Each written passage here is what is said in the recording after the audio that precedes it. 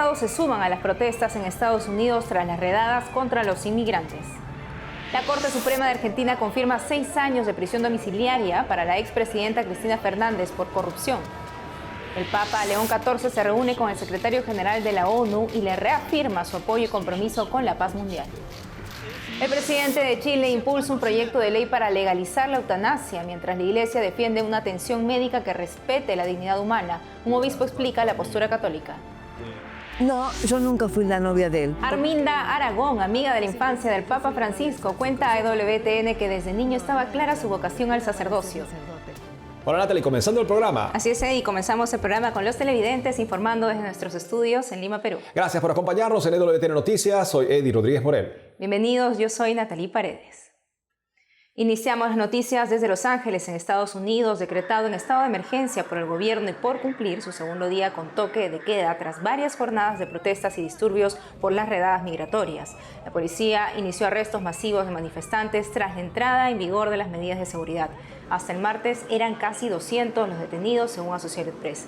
Un juez federal denegó la solicitud de California para prohibir el desplazamiento de militares en la capital del estado. Las protestas se han extendido a Nueva York, Chicago, San Francisco, Denver, Texas, entre otras. El gobierno de Trump afirmó que continuará con su programa de redadas y deportaciones. Ahora escuchemos el testimonio de una supervisora en una fábrica de alimentos donde trabajaban migrantes desde hace 3 años. La mujer de raíces hondureñas, nacida en Estados Unidos, da detalles del operativo de los agentes de inmigración. Lo que puedo decirles es que estaba en una reunión a las 9 de la mañana, como todos los días. Y entonces oímos a los agentes de seguridad golpeando la puerta. Entraron y dijeron que era una redada y que teníamos que sacar a todos de producción. Entré en producción y les dije a todos, oigan, inmigración está aquí, corran. Así que empezaron a esconderse por todas partes. Pero los encontraron a todos. Me interrogaron. Separaron a los que tienen permiso de trabajo y a los que no. Los mantuvieron en una zona diferente. Luego les tomaron huellas dactilares. Les escanearon la cara. Me escanearon la cara y salió mi información. Me pidieron una identificación que la tenía en mi coche. Me escoltaron hasta el coche. Ahí fue cuando me pusieron unas pulseras para identificarme, si era ciudadano estadounidense o no.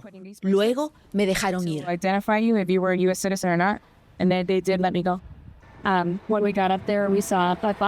llegar vimos un autobús con ventanas oscuras y muchos vehículos con personas con las caras cubiertas que presumo eran agentes de inmigración. También vimos que el Departamento de Policía de Omaha estaba apoyando algo que, como ciudadanos de Omaha, nos habían dicho que nuestra policía no haría, así que nos sorprendió mucho verlos ayudando. Desde Washington, el presidente Trump responde a las manifestaciones por el uso de la fuerza para contener las protestas contra las redadas de migrantes. Veamos el informe de EWTN News Nightly. Con los miembros de su gabinete a su lado, el presidente Donald Trump describe las escenas que se viven en California como terribles. Gente con martillos grandes y pesados golpeando el hormigón, golpeando, rompiendo y entregando estos grandes trozos a la gente que los llevaba a los puentes y los lanzaba contra el techo de un coche, a nuestra policía, a nuestros soldados. El presidente Trump define su decisión de enviar a otros 2,000 soldados de la Guardia Nacional junto con 700 marines. Si no hubiéramos intervenido ahora mismo, Los Ángeles estaría ardiendo como hace unos meses, con todas las casas destruidas. Los Ángeles estaría en llamas y lo tenemos en muy buen estado. La secretaria de Seguridad Nacional, Kristi Noem, también se dirigió a los periodistas. Tiene toda la autoridad constitucional para enviar a la Guardia Nacional bajo el título 10 a estas comunidades y garantizar que las operaciones se realicen sin problemas y que los agentes del orden estén protegidos.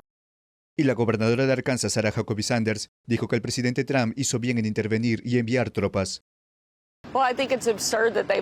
Creo que es absurdo que hayan permitido lo que está sucediendo en California. El hecho de que prioricen a los alborotadores y criminales en lugar de a las fuerzas del orden estadounidenses es absolutamente absurdo. Pero en todo el país, oposición a las acciones del presidente.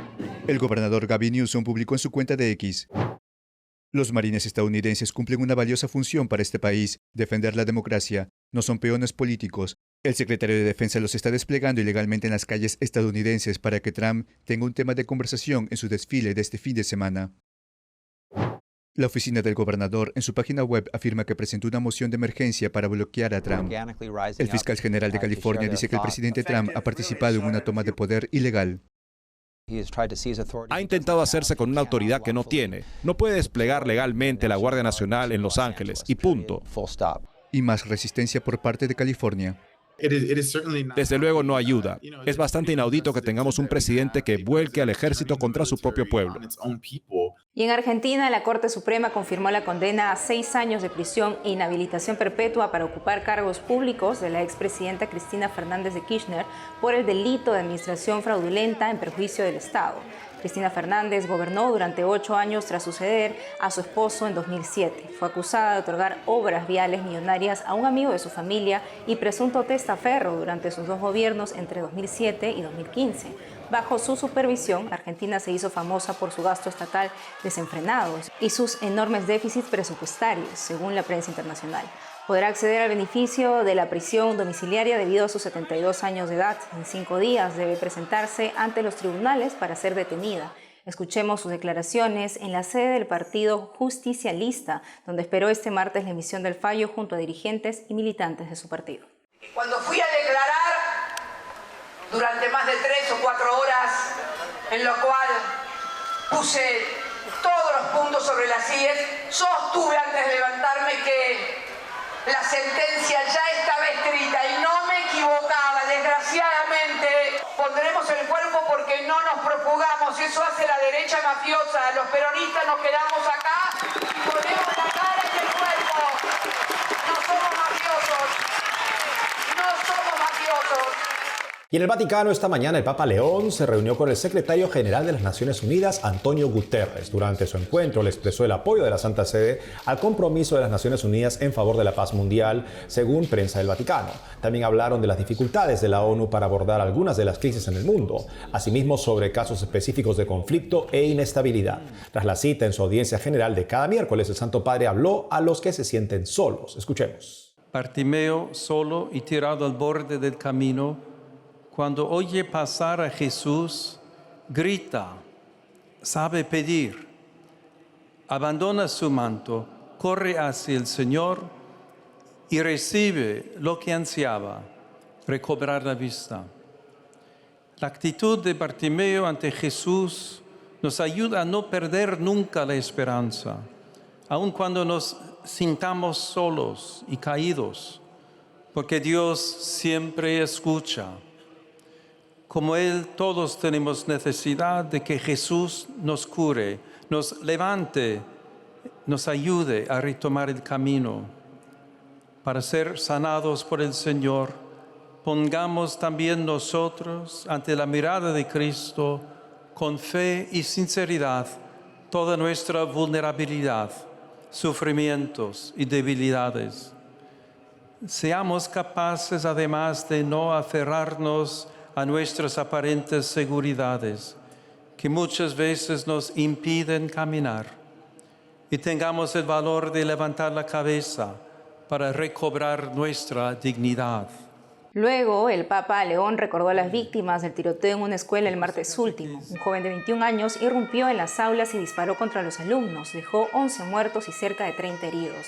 Medios locales señalan que el atacante, quien se quitó la vida antes de ser arrestado, se declaraba víctima de acoso escolar.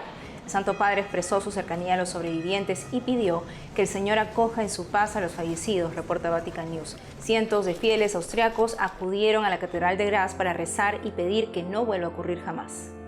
El presidente de Chile, Gabriel Boric, ha dispuesto la discusión inmediata de un proyecto de ley para permitir la eutanasia en ese país. Para saber más al respecto estamos con Monseñor Juan Ignacio González. Él es obispo de San Bernardo en Chile y miembro de la Comisión Permanente de la Conferencia Episcopal. Monseñor, bienvenido al programa.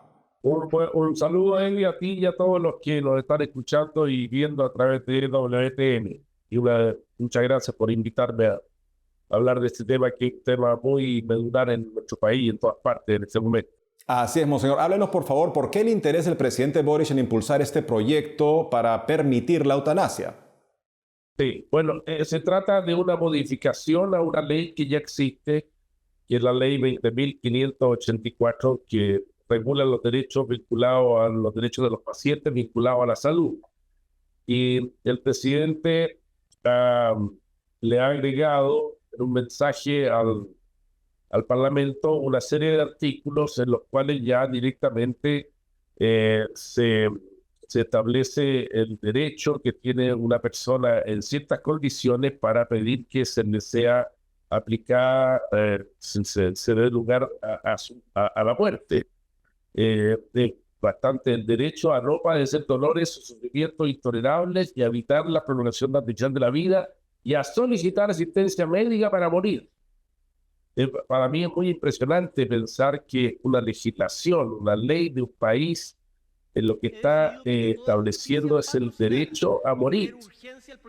Y claro, regula una serie de elementos que tendría que reunirse para que esa persona que está pasando un momento difícil de su vida, de dolores, de una enfermedad terminal, dolencias que son algunas veces insoportables, pueda llegar a solicitar al médico tratante bajo ciertas condiciones que le aplique una terapia para que fallezca o muera. Y claro, se pueden dar muchos argumentos para esto, y de hecho aquí en Chile se han dado, el sistema de salud no está apto para esto, hay unas colas inmensas de personas esperando para ser atendidas, hay una falta de desarrollo de los cuidados paliativos, que en un país como el nuestro todavía está empezando a desarrollarse, sobre todo en los hospitales públicos, pero en realidad, en el fondo, y yo creo que quiero ir al tema de fondo inmediatamente, aquí está la ley regulando la muerte y está la ley diciendo en qué condiciones se puede aplicar a una persona medicamentos para que fallezca, aunque sea con el consentimiento de ella. El punto medular para mí es que cuando ya el Estado y la autoridad médica empieza a decidir quién tiene derecho a morir y quién no tiene derecho a morir, como está especificado en los artículos finales de esta ley que están propuestos al Parlamento, ya significa que estamos en un momento de atropello completo a la dignidad de la persona. Sí, Monseñor Juan Ignacio, usted en una editorial que escribió al respecto hace una distinción muy útil entre matar y dejar morir, que a veces justamente es necesario reconocer que los medios médicos ya no son suficientes, simplemente acompañar a la persona, no intervenir con procedimientos innecesarios o desproporcionados. Eso es éticamente aceptable, pero es muy diferente eso a matar. Claro, entonces todo el mundo creo que es capaz de distinguir que una cosa es quitar la vida a alguien y otra cosa es dejar morir a alguien tomando los cuidados necesarios para que el sufrimiento sea el menor posible, porque en estos temas, ¿qué sucede? Entra la compasión, entra la misericordia, entra la realidad de incluso captar que esa vida ya está acabándose. ¿Para qué vamos a dejar que siga sufriendo? Apliquémosle una medida terapéutica que ya lo lleve a morir. Y eso es lo que regula la ley. Y yo pienso que cuando el legislador empieza a regular este tipo de cosas, entonces ya los límites no se sabe cuáles son. Se puede ir a cualquier otra situación, se podría, evidentemente se puede justificar el aborto, se puede justificar la eutanasia, se puede justificar muchas otras cosas, porque nos hemos metido con la dignidad de la persona, que es intangible y que no se puede tocar. Y esta ley la toca de una manera increíble. Incluso, fíjate que establece cosas tan arbitrarias como decir, hay que tener nacionalidad chilena o residencia legal en Chile. ¿Por qué razón no se aplica a todos? Se aplica a unos. O sea, el legislador regulando la muerte. El legislador regulando cuándo se puede hacer un acto homicida que vaya a quitar la vida a alguien. Y por eso que el país debe reaccionar y por eso que estamos preocupados porque todos los hechos como la compasión y otras cosas así hacen que la gente en esto sea muy tolerante. Así, en realidad lo que estamos tocando es la dignidad esencial de la persona humana desde su nacimiento hasta su muerte natural, como siempre se ha dicho en el orden ético y también en el orden cristiano. A eso nos debemos, Monseñor, justamente a la dignidad de la persona, cuidarla y acompañarla de la mejor manera también en las situaciones difíciles, sin hacer daño. Es el primer precepto también de la ética médica. Monseñor Juan Ignacio González, obispo de San Bernardo en Chile, gracias por haber estado con nosotros el día de hoy. Muy bien, muchas gracias. Saludos. Hacemos una pausa y al volver. No, yo nunca fui la novia de él. Arminda Aragón, la mejor amiga de la infancia del Papa Francisco, revela que estaba claro desde niño que su misión era ser sacerdote. Además, en el mes del Corazón de Jesús, un arzobispo español pide que el Papa León XIV renueve la consagración del mundo al Sagrado Corazón. Regresamos con más noticias con Enfoque Católico.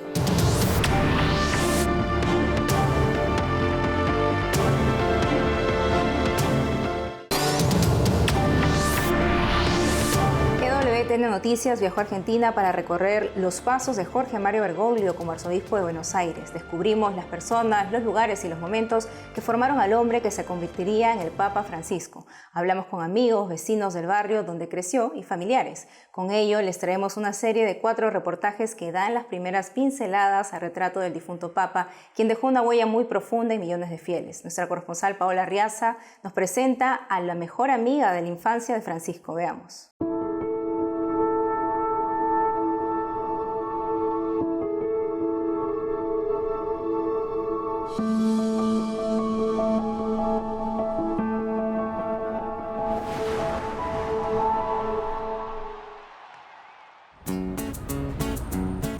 En el barrio de Flores, en Buenos Aires, Arminda Aragón camina por las calles cerca de un lugar muy especial, la casa en la que creció el Papa Francisco. Él era de la Juventud de la Acción Católica y lo recuerdo con uno de sus amigos que ya falleció. Siempre estaban o en la mesita en el atrio o en alguna de las esquinas haciendo misión. Era un muchacho realmente de una vocación religiosa y misionero, sencillo, alegre. Realmente era para admirarlo, ¿no? Por ahí se dice que Bergoglio tuvo una novia en este barrio. ¿Habrá sido tú? No, yo nunca fui la novia de él. Por más que el párroco siempre dice que yo fui la novia de Francisco. Yo no, pero él no era para novio, era para ser sacerdote. ¿Te sorprendió cuando fue ordenado sacerdote? No me extrañó su vocación, porque al verlo trabajar en Flores, como trabajaba, era realmente que su misión era ser sacerdote. En la plazoleta Herminia Brumana del barrio de Flores, hay una placa en el suelo en la que se puede ver el escudo del Vaticano. Los niños corren tras la pelota como lo hacía Bergoglio en su infancia. En esta plaza se reunían los niños del barrio. Aquí Jorge Mario Bergoglio corría tras la pelota con sus amigos. Eran tardes de juegos, encuentros y amistad. Es lindísimo. El futuro pontífice pasó muchos años de su juventud en esta iglesia, la Basílica de San José de Flores. En ella hay un confesionario, donde Bergoglio descubrió su vocación en septiembre de 1953. Jorge Bergoglio, de jovencito, era de la Acción Católica.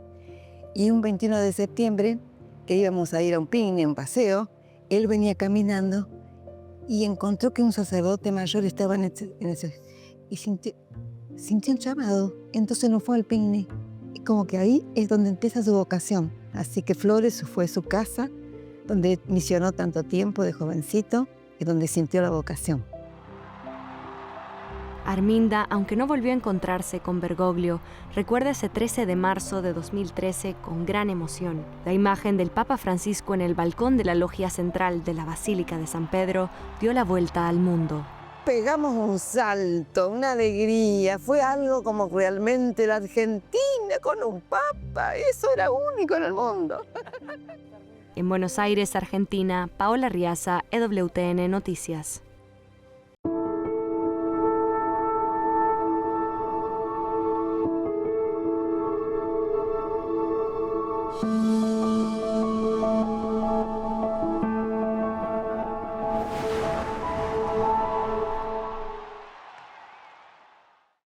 Y en Nigeria, una semana lleva secuestrado el padre Alfonso Safina, sacerdote que asistía a las víctimas de los terroristas de Boko Haram, según Fides. El presbítero fue tomado como rehén por un grupo terrorista cuando regresaba a la diócesis de Maiduguri después de celebrar misa, informan medios internacionales. El obispo auxiliar de Maiduguri, Monseñor John Boña, dijo que logró comunicarse con el padre Afini y le contó que por el momento está bien y en buenas condiciones. El sacerdote secuestrado también sirvió durante 7 años en la diócesis estadounidense de Fairbanks, en Alaska. Esta semana celebraron una misa especial para orar por el regreso del presbítero con su familia y piden oraciones por él.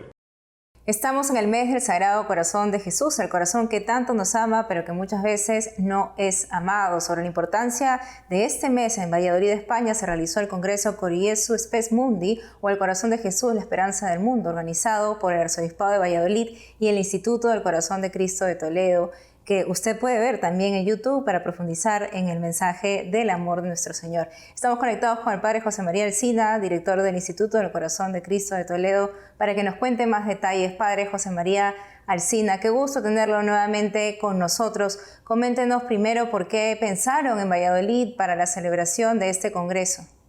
La razón por la que escogimos Valladolid es porque en este lugar, en el año 1733, se apareció el corazón de Jesús a un joven jesuita llamado Bernardo de Hoyos y le hizo una promesa: reinaré en España con especial veneración. En aquel momento, cuando se hablaba de España, también se hablaba pues, de tantas tierras de América hermanas, ¿no?